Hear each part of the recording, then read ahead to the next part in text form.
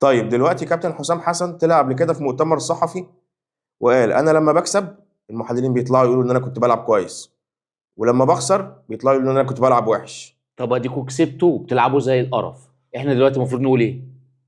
نقول ايه؟ نقول لا اله الا الله محمد رسول الله.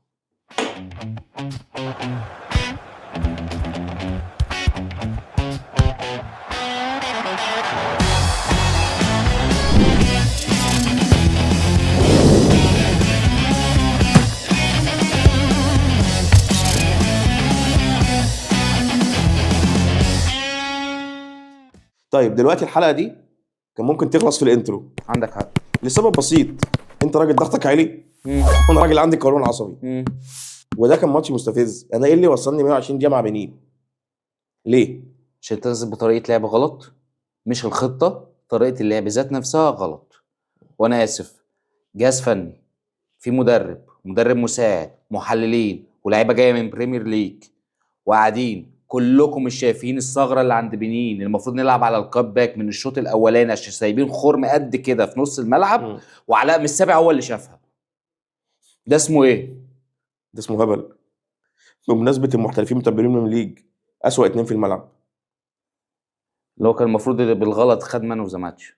بالغلط الحمد لله، اللي هو كان بالغلط ده خلينا نتكلم عليها دي بعدين. وشوط كامل مش عارف تستحوذ على كوره قدام بنين، وفرص الاستحواذ مقاسمها معاهم، مش عارف تمسك الكوره، مفيش لاعب نص ملعب عارف يقف على كوره. هو ده ينفع؟ طب انت شايف ما كانش فيه لعيب نص ملعب؟ ما بالظبط، يعني من قبل ما تريزيجيه يتصاب واحنا كنا بنقول ايه؟ انا اسف ثانيه بمناسبه تريزيجيه، وايه هو ايه؟ انت جاي عافيه، انت نازل منتخب غصب عننا. لا، ومنزل تريزيجيه ومنزل ابراهيم عادل. ولما قبل ما تريزيجيه يتصاب قلنا ايه؟ قلنا يسحب تريزيجيه وابراهيم عادل ونزل امام وزيزو. فكويس ان جت من عند ربنا واتصاب تريزيجيه وابراهيم عادل راح في الرجلين، يعني فاهم؟ بالمره بقى عشان ما ضيعش تغيير، فاهم؟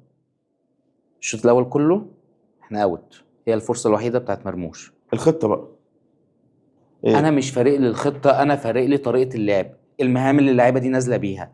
انا في الشوط الاول حاسس الملعب مقسوم نصين. انت شايف ان هو كان بيلعب نص ورا ونص قدام كخطه على الورق؟ 3-5-2 3-5-2 صح؟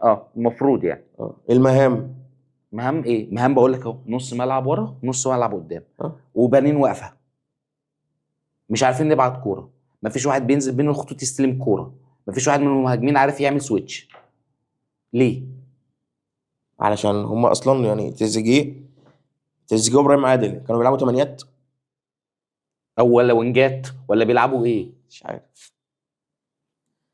هل هم كانوا بيلعبوا تمانيات عشان يطلع الباكات؟ هو احنا شفنا الباكات متحررين النهارده، يعني هاني كان بيوصل جوه 6 يارد. الباكات لما اتحرروا، بس مش دول اللي محتاجين يتحرروا، يعني مش دي الباكات اللي تلعب لهم 3-5-2 عشان يتحرروا وتجري قدام وتلعبوا كروسات. هم مش ياسر رضوان ومحمد عماره بالظبط. هو بجد هو فاكرهم ياسر رضوان ومحمد عماره. طب ياسر رضوان ومحمد عماره دول كانوا بيعملوا لك انت عم حسام عرضيات بيجيب لك في الماتش جونين 3. انما لا دلوقتي في حسام حسن في ال 18 ولا في ياسر رضوان ومحمد عماره ولا حتى في مصطفى محمد اللي هو عندك انت معاده على الدكه بتنزله عشان تضيع بيه وقت. يعني وهو نزله قبل كده وما عملش حاجه، فبرضه يعني هو مش فورمه يعني. مش هو مش هتكلم على دي بس يعني. فالصح ايه؟ ان انا العب على نقط قوتي، وينجات بتضم لجوه. مش عايز تلعب على نقط قوتك، العب على نقطه ضعف الخصم. انت شايف الخصم من اول الماتش سايب لك مساحه قد كده، ما بتستغلهاش ليه؟ مش شايفها. هو طب الاخ اللي كان بيبعت فوق خالص دوت، ما فين بقى؟ فين بتاع التحليل اللي بيفضل قاعد فوق وبيبعت لك على الجهاز ولا بيكلمك في التليفون؟ ما قالكش حاجه؟ غالبا ما طلعش المره، ما طلعش الماتش ده، ما لقاش تذكره. طيب الشوط الثاني ابتدينا نلعب دقيقه 60 لما حصلت، لما غيرنا امام وزيزو، لما غيرنا ماشي. بعد ما غيرنا الكره الوحيده اللي عرفنا نجيب منها جون هي الكاب باك اللي انا بقول عليها من اول الماتش. اول كره عملناها هي اول كره جبناها. جه بعد كده تفضل علينا الاستاذ محمد الشناوي للمره 3 مليون اللي بكتنا عشان عمل ماتش حلو، لبسنا جون وما لهاش اي لفظ غير اللي هو لبسنا جون ما يعملوش واحد لسه لاعب كوره امبارح. بص، هي بدايتها من عند زيزو، طول فيها، غلط، كان ممكن يلعبها حلو بس في النهايه هو اداها للشناوي والشناوي ما كانش مضغوط. الناحيه الثانيه محمد هاني ياسر، انت لو خدت بالك ياسر بيفتح له، ومحمد هاني فاتح له وفاضيين معهمش حد. لا في الضيقه هنا انا عايز العبها هنا. طب ما تلعبها عاليه. طب واتلعبت، انا بقى انا مشكلتي مش في دي، انا مشكلتي لما الواد قطعها واستلم وجاي، هو راح اللي هو هيرفع اوفر، هو مش شايف اصلا ان الواد بيشوطها. لا بص، هو الواد رفعها، هي جت في رجل ما فتوح رف- وغيرت اتجاهها. بس انت اصلا جوه ال6 يارد، انت مش محتاج تاخد خطوه زياده يعني اصلا. طيب احنا تعادلنا بسبب محمد الشناوي. بس هو قال لنا، يعني محمد شناوي اثبت لنا اثبت ان لنا اللي هو خلاص. لا، ان مفيش حاجه اسمها حارس المرمى ما بيبقاش بيلعب برجله. لا يا جماعه، الميزه اللي عند الشوبير دي مهمه، ان حارس المرمى يبقى بيلعب برجله، او دي حاجه يبقى مهمه حارس مرمى، يعني. او يبقى حارس مرمى على الاقل بيعرف يطفش كوره. بس يلعب برجله. بس ارجع واقول لك، المهم ايه؟ المهم إننا ايه؟ كسبنا، اللي احنا كسبنا. طولنا طب انا راضي 120 ذمتك، دقيقه. انا راضي ذمتك بعد المكسب ده، انت شايف ان احنا هنكمل؟ انا خايف. ما انت لازم تخاف. طب ما انت عملت كده قدام بنين، ما انت لو وقعت بقى في لا كوت هو ديفوار. لازم يغير الخطه عامة الحاجة ابتدت تطلع من دلوقتي. احنا قبل ما نطلع على طول محمد صلاح طالع بيقول اللي احنا مش مرشحين للبطولة عشان معظم المنتخب شباب ومحليين. محليين دولت بقى خدوا ايه؟ بطوله 2006 و2008 و2010، فاحنا واللي دلوقتي كانوا مش هنعرف محترفين نلعب بيهم. وقتها حسن شحاته ما كانش بياخدهم اصلا، ما كانش بيلعبهم. هو حرفيا نايم افريقيا من المغرب بالمحليين. بالمناسبة برضو الكابتن حسام حسن ابتدى يمهد لخروجنا. ليه؟ قال ايه؟ قال لك ان الاصابات هتأثر على مستوى مصر في الدور الجاي. ليه؟ محمد حمدي اتصاب، فتوح تمام، لعب الشوط الثاني كله تمام. لا تريزيجيه الظاهرة، وتريزيجيه تريزيجيه الظاهرة هيأثر يعني علينا. لا، هي جت من عند ربنا. هو المفروض الحمد لله اللي الحمد هو لله. اتصاب. او سهله عليك يا عم. ماشي. بس عامة الرهان انا كسبته، لان هو ده كان المفروض الطبيعي والمنطقي اللي يحصل، اللي انا اقول مصر ايه؟ تكسب 3. واحد. 3. الرهان باظ. ايه اللي الرهان باظ؟ عشان جون معلش. بسبب حارس مش شايف. معلش. 3-1، 3 نطرح منهم واحد يبقى كام؟ 2 ما فرقتش كتير. انا كسبت. مبروك. بس احنا عامة الماتش الجاي احنا طالعين. لا لا. احنا طالعين من يا عم البطولة الماتش الجاي. هيظبط الخطه احنا طالعين من البطولة الماتش الجاي، واي حد متعشم في اي حاجة ينسى. احنا ما طالعين. تصدقوش، لا لا، هنكمل. احنا طالعين خلاص. هي لو قابلنا كوتيفوار الموضوع خلص. طب ما بنفس المنطق ده، لو بوركينا فاسو خرجت بالكوت ديفوار يبقى بوركينا فاسو اقوى. لا بوركينا فاسو مش اقوى، بس هي ممكن تلعب على حظوظها او على طريقه لعب تعرف تمكنها تعدي كوتيفوار. احنا مش هنعرف نسد مع كوتيفوار بايا كانت طريقه لا اللعب لا. بالمنظر ده. هنسد. هي المشكله بقى في الماتش اللي بعده، سينيغال. نعدي ماتش كوتيفوار بس كده وربنا يكرم، وبعد كده نبقى نشوف موضوع السنغال.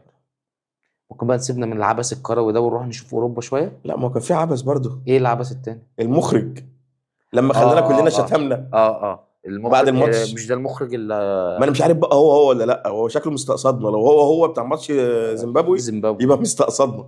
المخرج طلع قال مان اوف ذا ماتش محمد صلاح، وهو بيعملوا معاه لقاء عادي بعد هو الماتش. بيعملوا BN سبورت بتعمل معاه لقاء عادي جدا، وبعد كده الصفحه الرسميه كتبوا للبطوله تحت، نزلت كاتبين اللي هو تحت رمز ان مان اوف ذا ذا ماتش ماتش محمد صلاح. بعد كده لقينا ياسر بقى ماسك الكاس. انا هم الموضوع غالبا عشان مش عارفين كان غيره. مستفزني. اصل هي ياسر ابراهيم يا مروان عطيه. ما بقول لك غالبا عشان مش عارفين غيره. هم عارفين اسم محمد صلاح فكتبوا محمد صلاح. هو ده مان اوف ذا ماتش. ايه؟ فلا، هو ياسر ابراهيم يستحق طبعا. هو كده كده يستحقها عشان هو الوحيد اللي لعب عدل. هو ومروان.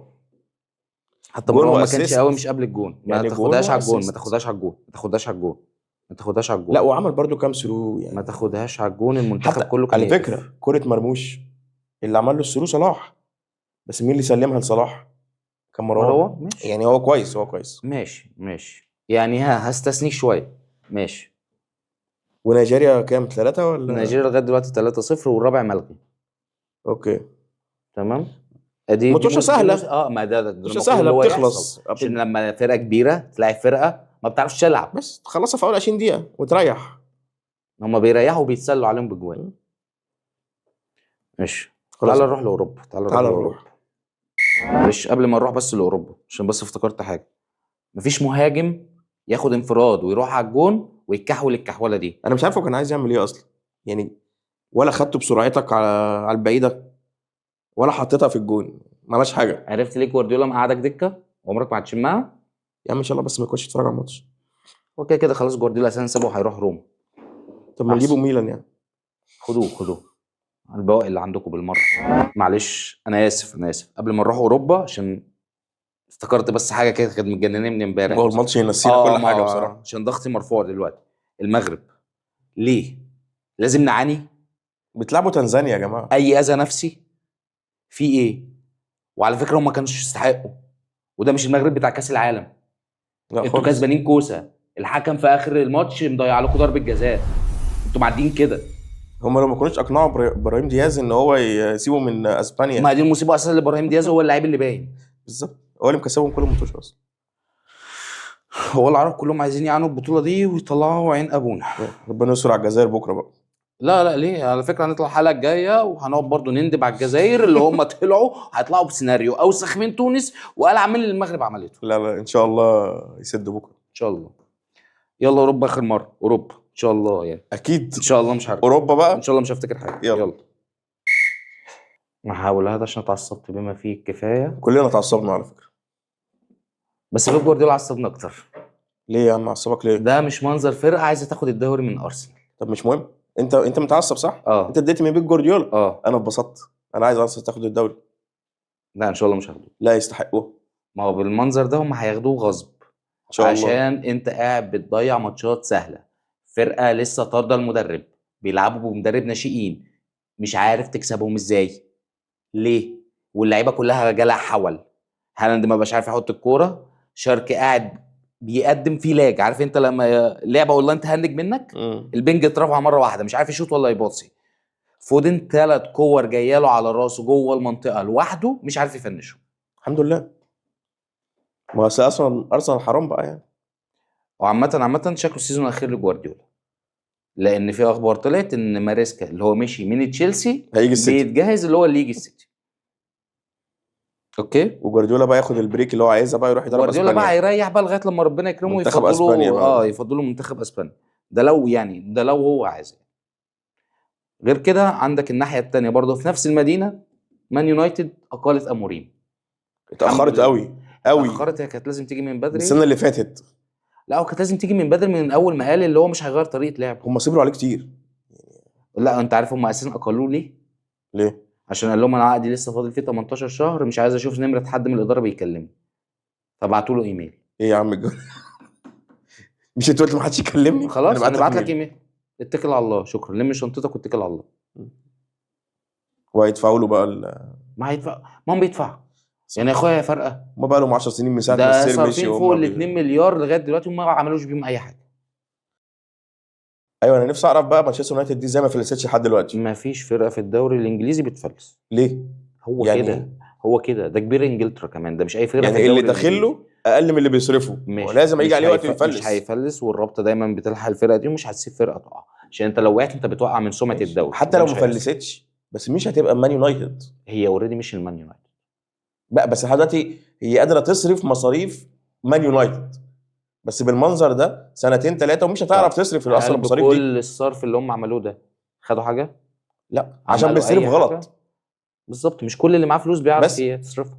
يعني انت مثلا عندك برشلونه ليه بتجيب لعيبه كويس يعني معقوله بفلوس قليله وعارفه تعمل حاجه؟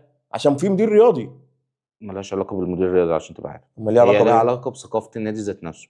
هو النادي ده ثقافته كده، ما يلعبش في برشلونه ولا هيأدي في برشلونه غير اللي طالع من المدرسه بتاعته. ماشي، من اللمسيه. مدير رياضي هو اللي نفذ الثقافه دي ولا اي حاجه. احنا على فكره احنا قعدنا فتره مش قليله ما فيش مدير رياضي اصلا.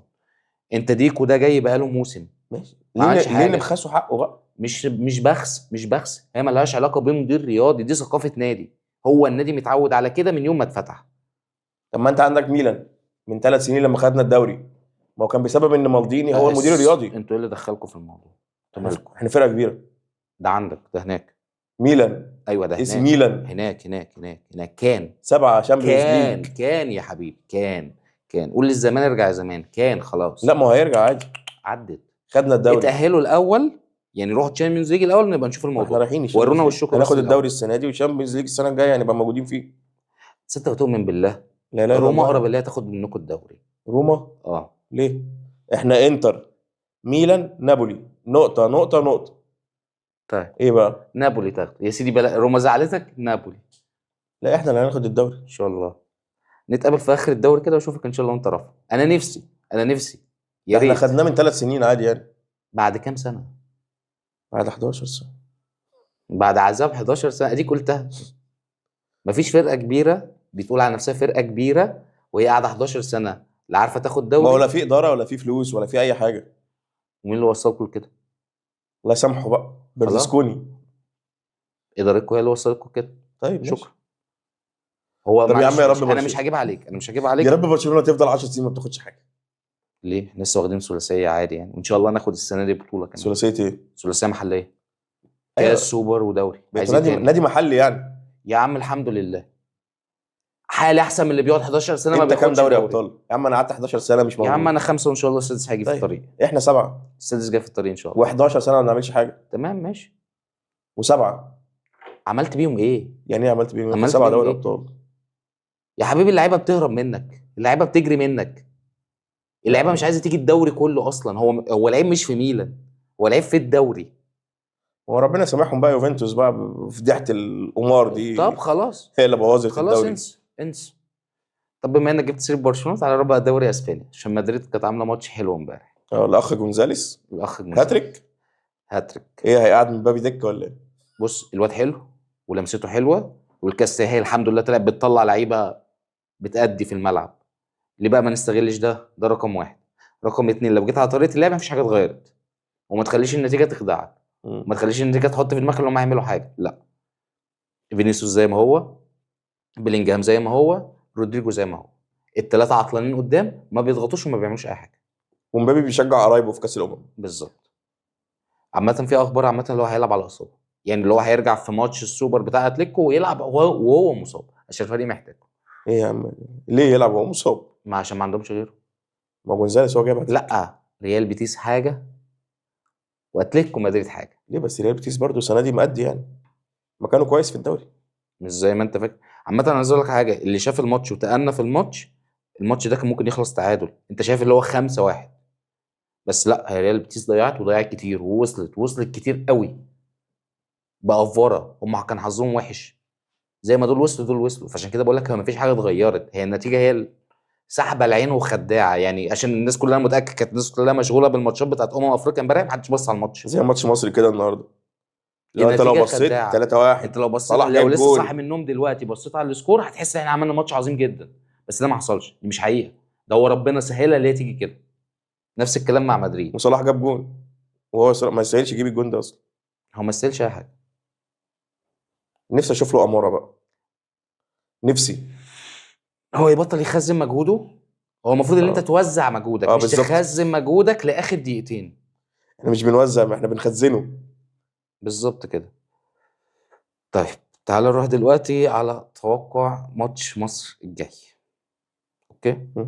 طب مش لما نتوقع الاول هنلاعب مين؟ بوركينا ولا كوت ديفوار؟ انا بالنسبه لي كوت ديفوار الموضوع محسوم الى لا، حد ما، الى بوركينا حد برضه فرقه ما، ماسكه نفسها بتلعب كوره منظمه بس يعني، بنسبه كبيره. مش ضايعه. بس بنسبه كبيره انت عارف ليه؟ بنسبه 70% احنا هنلعب كوت ديفوار. كوت ديفوار، بس مش دي كوت ديفوار اللي انا خاف منها يعني.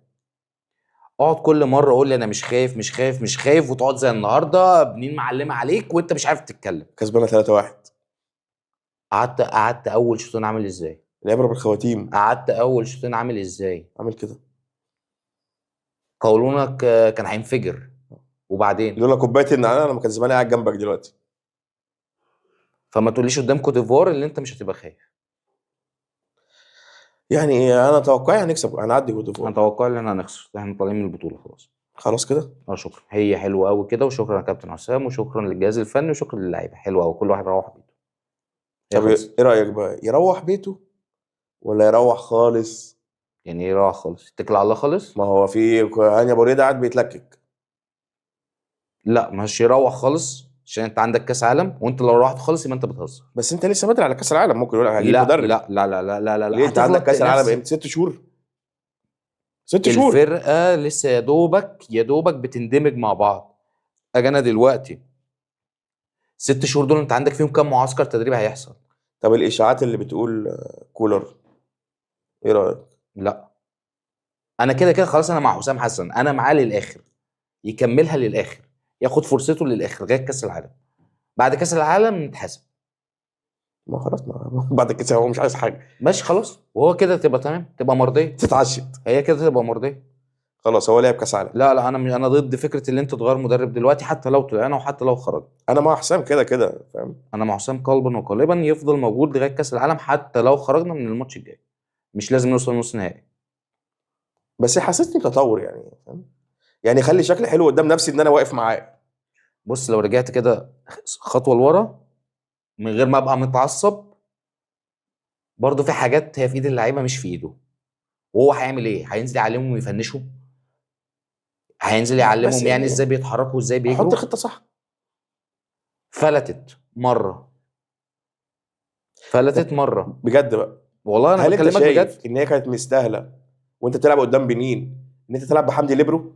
لا انا كنت شايفها مش ولا انت عايز مستاهله اصلا تلعب تثبتها؟ بالاسلوب كله واللي انت متراجع كده. ولا انت عايز تثبتها علشان في المطوشه اللي جايه هتضطر تلعب كده؟ قد يكون. طب ماشي، حلو، انت لعبت كده ولعبت بحمدي ليبرو يا عم وبتامن. م-م. ما هو مروان بقى لوحده، يعني تريزيجيه وابراهيم عادل بيعرفوا يدافعوا. وفضيت نص الملعب على الاخر. بالظبط. انا شايف ان انت لو بتلعب 4-3-3 زي ما لعبت اول البطوله عادي. حلو، دي دفاعيا افضل من 3 من 5 2. 3-5-2. عشان 3 5 2 اثبتت فشلها معانا. بس ليه؟ لان انت كده انت مرجع حمدي ليبرو. او خلينا اقولها بطريقه تانية، احنا اي فرقه بتحاول تسيب لنا كوره احنا ما بنعرفش نتصرف فيها. بالظبط. ما هتصرف بمين؟ بمروان بس؟ انت يعني هي ظبطت شويه لما نزلت امام وزيزو. ومش قوي عشان برضو امام انا قلت لسه مش لك جايب حاجه. شويه.